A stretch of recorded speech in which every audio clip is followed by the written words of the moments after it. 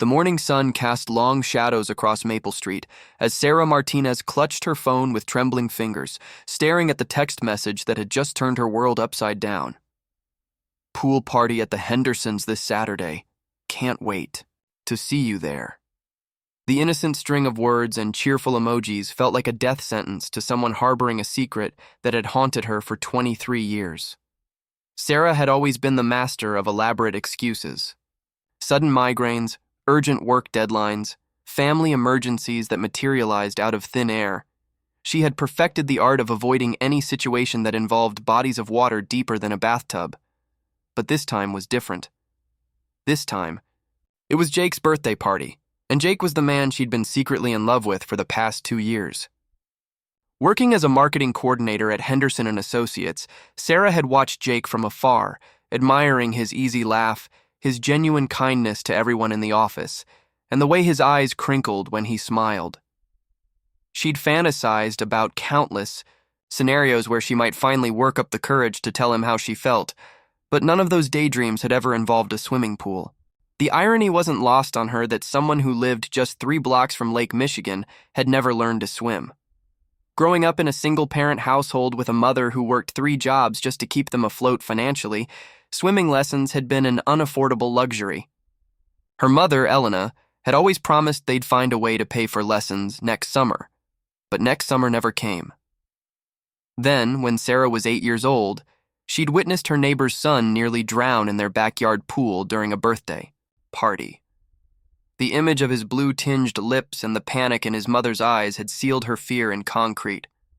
Now, at 23, Sarah had built her entire social life around avoiding water. She'd turned down beach trips, declined invitations to lake houses, and even chosen her apartment specifically because it didn't have a pool. Her friends had started calling her Desert Rose as a joke, never knowing how close to the truth they were. But Jake was different. Jake made her want to be different. She'd been working late the previous Thursday when he'd stopped by her cubicle, his tie loosened and his usually perfect hair slightly mussed from running his hands through it. "Hey, Sarah," he'd said, and her heart had done that familiar skip. It always did when he said her name. "I wanted to personally invite you to my birthday party this weekend. I know you're always busy, but..." He'd paused, looking almost vulnerable. "It would really mean a lot to me if you came." The way he'd looked at her, with those warm brown eyes that seemed to see right through her carefully constructed walls, had made her nod before her brain could engage. "Of course," she'd heard herself say. "I wouldn't miss it." Now, sitting in her small apartment with her cat, Mr. Whiskers, judging her from his perch on the windowsill, Sarah realized the magnitude of her predicament. She could fake another emergency, but Jake would see right through it.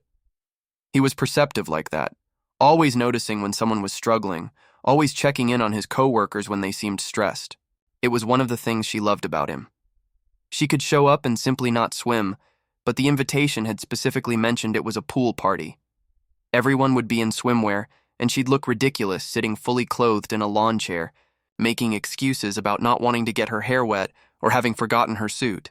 Plus, knowing Jake, he'd probably try to coax her into the water himself, and the thought of disappointing him, or worse, having to explain her pathetic fear made her stomach churn. As she spiraled deeper into panic, Sarah's phone buzzed with another text, this one from her coworker and closest friend, Michelle. "OMG, did you see Jake's party invitation? Finally, a chance for you to make a move. We should go shopping for swimsuits tomorrow." Sarah's hands shook as she typed back, "Can't make it. Came down with something." Michelle's response was immediate. "Girl, you better not be flaking on Jake's party. This is your chance." Before Sarah could respond, her phone rang. Michelle's name flashed on the screen and Sarah reluctantly answered. "Sarah Elena Martinez, don't you dare tell me you're backing out of this party." Michelle's voice came through the speaker with the force of a hurricane. "I've watched you pine after this man for 2 years. 2 years. Do you know how many women in our office would kill for the kind of attention he gives you?" "It's not that simple, Mish. It absolutely is that simple. You like him. He clearly likes you back. The man personally invited you to his birthday party, for crying out loud. And you're going to let another opportunity slip through your fingers because why? Because you don't want to get your hair wet?" If only it were that simple. Sarah had never told anyone about her inability to swim, not even Michelle. The shame of it felt too overwhelming, too childish for someone her age. In a city surrounded by water, in a world where swimming was considered as basic as riding a bike, her secret felt like a scarlet letter she wore invisibly. I don't think it's a good idea, Sarah managed weakly. Listen to me. Michelle's voice softened. I know you're scared. I know putting yourself out there feels terrifying, but Jake is a good guy, Sarah. He's not going to judge you or make you feel bad about anything, and if he does, then he's not worth your time anyway. After Michelle hung up, Sarah sat in the growing darkness of her apartment, paralyzed by indecision. She could practically hear her mother's voice in her head, speaking in the mixture of English and Spanish that had filled their home. Mija, sometimes the things we're most afraid of are the things we need to do most. But her mother had never been afraid of water. Her mother, who had grown up in a coastal town in Mexico, had often spoken wistfully about the ocean, about teaching Sarah to swim in the waves someday. Those dreams had died along with so many others when they'd moved to Chicago, and reality had set in. As the weekend approached, Sarah found herself researching everything from fake illness symptoms to emergency swimming lessons. She'd even gone so far as to call 3 different swimming instructors, but when they'd quoted her prices for crash courses, her bank account had laughed at her. $200 for a weekend intensive was $200 she didn't have, not with her student loans and the car repair she'd been putting off. Saturday morning arrived with the kind of perfect weather that made pool parties seem like destiny. The sun was shining, the temperature was a perfect 82 degrees, and Sarah's phone had been buzzing all morning with excited messages from coworkers about Jake's party. She'd tried on and discarded 7 different outfits, each one making her feel more ridiculous than the last. How do you dress for a pool party when you have no intention of getting within 10 feet of the water? She'd finally settled on a sundress that was pretty enough to look like she'd made an effort, but practical enough to explain why she couldn't swim. At 2 p.m., exactly 1 hour after the party had started, Sarah found herself parked outside Jake's house, gripping her steering wheel like a lifeline. She could hear the sounds of laughter and splashing coming from the backyard, could see the shadows of people moving around through the privacy fence. She'd brought a gift, a first edition copy of Jake's favorite book that she'd found at a used bookstore and had been saving for the right moment, and she'd practiced her excuses in the mirror until they sounded almost believable. But as she sat there watching other guests arrive with their colorful towels and confident smiles, Sarah realized she couldn't do it. She couldn't walk into that backyard and pretend to be someone she wasn't. She couldn't risk the humiliation of having to explain why she was the only adult at the party who couldn't swim. Just as she was about to start her car and drive away, her phone buzzed with a text from Jake. Hey, haven't seen you yet. Everything okay? The simple message, filled with what seemed like genuine concern, broke something inside her. Before she could lose her nerve, Sarah found herself dialing 911. 911, what's your emergency? Sarah's voice came out in a rush, higher pitched than usual. Hi, I need help with a swimming situation. There was a pause. Ma'am, are you currently in danger in the water? No, I'm not in the water. I don't know how to swim, and I'm supposed to be at this party, and I don't know what to do. Another pause, longer this time. Ma'am, is this an emergency? Are you in immediate danger? Sarah's cheeks burned with embarrassment. No, I guess not. I'm sorry, I shouldn't have called. I'm sorry. Wait. The dispatcher's voice stopped her from hanging up. What's your name, honey?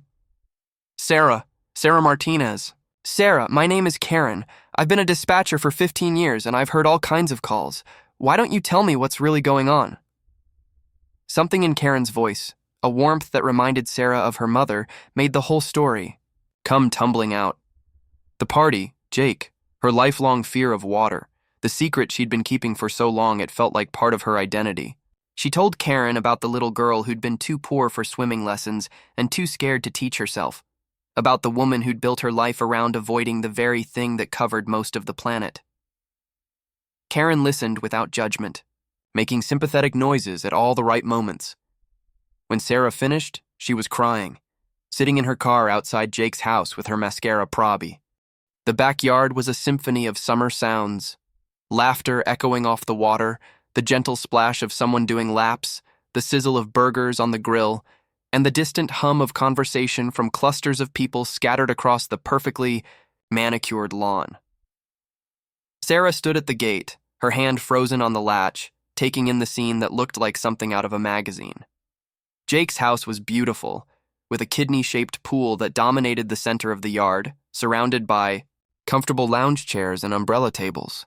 String lights hung between the trees, even though it was still afternoon, creating a magical atmosphere that would be perfect when the sun set. About 20 people were scattered around the space, some in the water, others lounging poolside, and a few gathered around the outdoor kitchen where Jake stood flipping burgers with the easy confidence of someone completely in his element.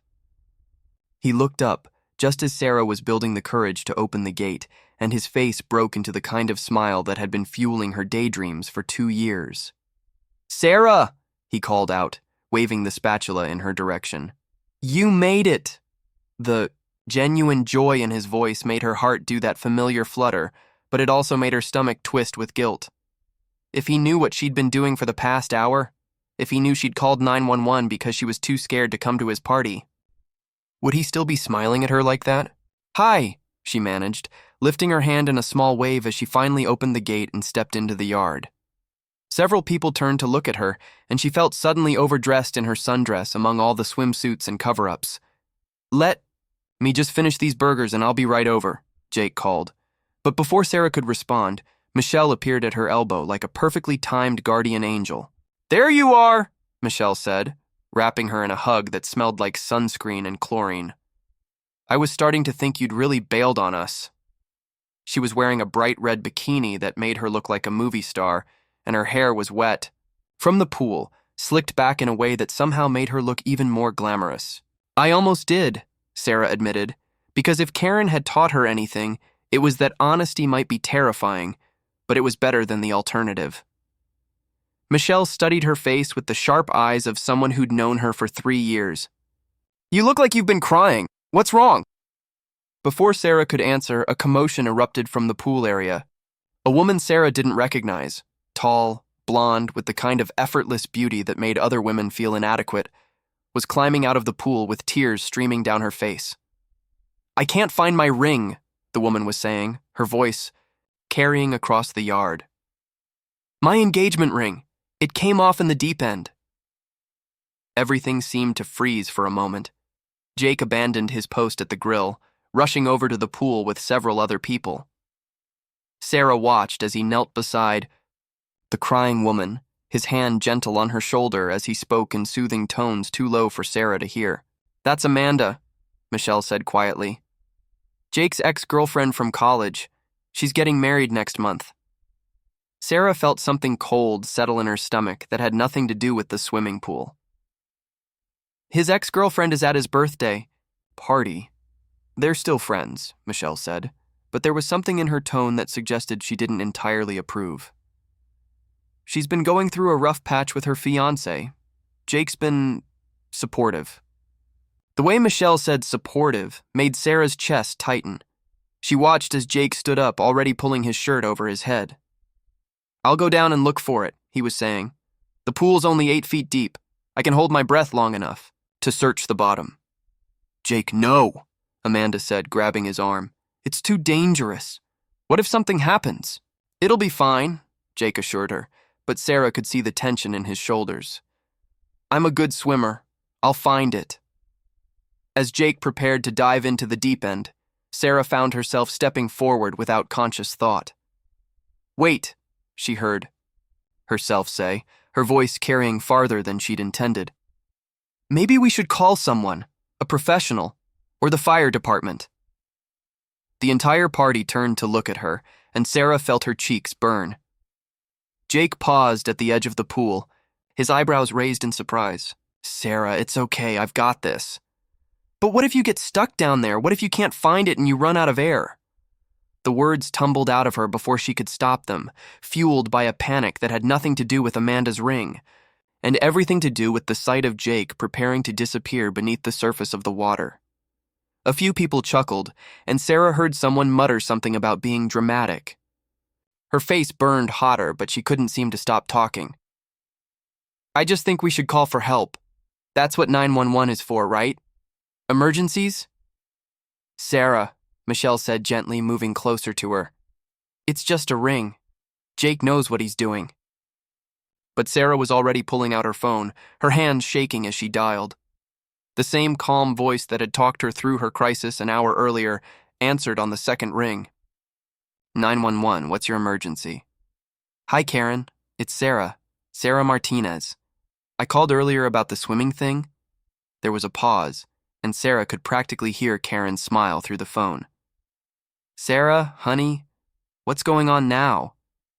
There's a ring in the pool and everyone wants to dive down and get it, but I think it's dangerous and I think we need professional help and… Sarah, Karen interrupted gently. Are you at the party? Yes, but… And is anyone currently in danger?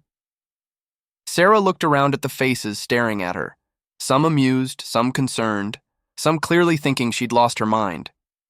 Jake was still standing at the edge of the pool, his shirt in his hands, watching her with an expression she couldn't read. No, I guess not, but… Honey, Karen said, and Sarah could hear the smile in her voice again. You called 911 because you're scared of water, and now you're calling 911 because someone else is about to go in the water. Do you see the pattern here? The truth of it hit Sarah like a physical blow.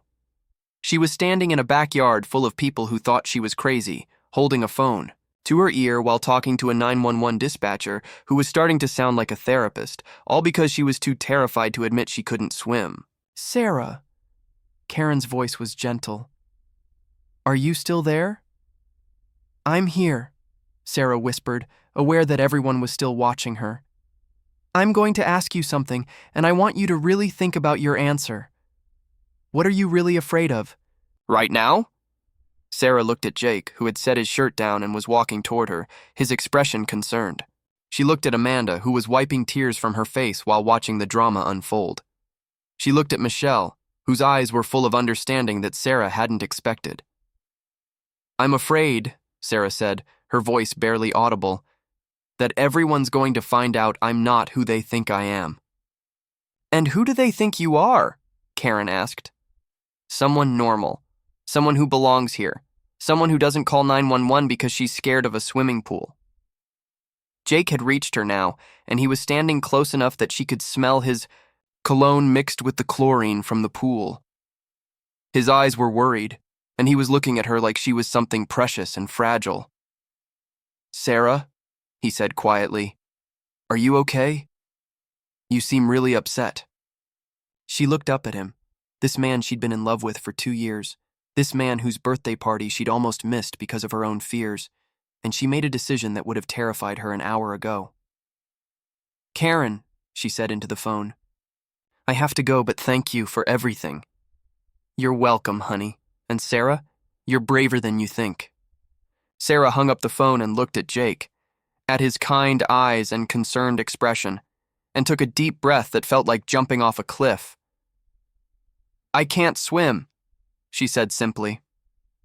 The words hung in the air between them like a confession. Jake's eyebrows rose slightly, but his expression didn't change. Around them, the party had gone quiet, everyone pretending not to listen while clearly hanging on every word. I've never been able to swim, Sarah continued, the words coming easier now that she'd started. I was too poor for lessons as a kid.